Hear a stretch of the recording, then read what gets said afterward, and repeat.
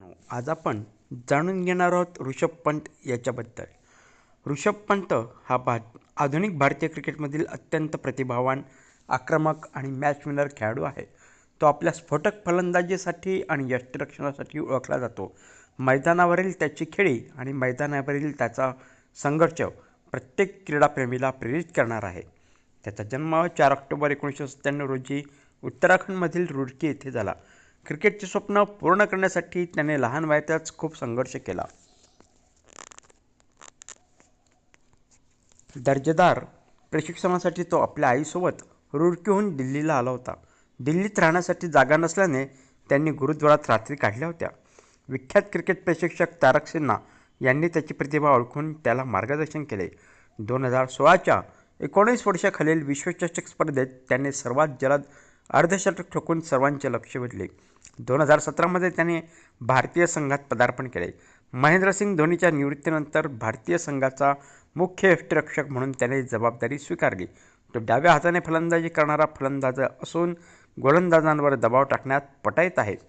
2021मधील Australia दौऱ्यातील गॅब्बा कसोटी सामना त्याच्या कारकिर्दीतील सुवर्णक्षण ठरला.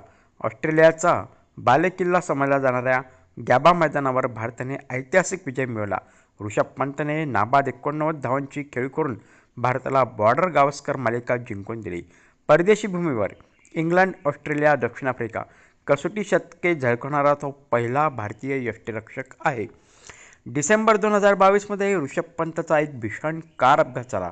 या अपघातात त्याला गंभीर दुखापती झाल्या आणि तो मृत्यूच्या दारातून परत आला. डॉक्टरांच्या मते त्याला पुन्हा चालणेही कठीण होते, पण त्याने हार मानली नाही. प्रचंड इच्छाशक्ती आणि कठोर परिश्रमाच्या जोरावर त्याने 2024च्या IPL आणि T20 विश्वचषकात पुनरागमन केले. 2024चा T20 विश्वचषक जिंकणाऱ्या भारतीय संघात त्याचा मोलाचा वाटा होता. ऋषभ पंत हा केवळ एक खेळाडू नसून तो जिद्दी, चिकाटी आणि आत्मविश्वासाचे जिवंत उदाहरण आहे. कितीही कठीण परिस्थिती असली तरी मैदानात पाय रोवून कसे लढायचे हे त्याने आपल्या खेळाडूंना आणि चाहत्यांना दाखवून दिले आहे.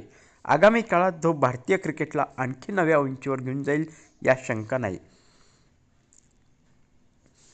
तर मित्रांनो, माझा आजचा हा व्हिडिओ तुम्हाला कसा वाटला ते नक्की कळवा आणि हो, या व्हिडिओला लाईक आणि सबस्क्राईब करायला देखील विसरू नका. आपण पुन्हा एकदा भेटूया एक नवीन विषय घेऊन. तोपर्यंत नमस्कार.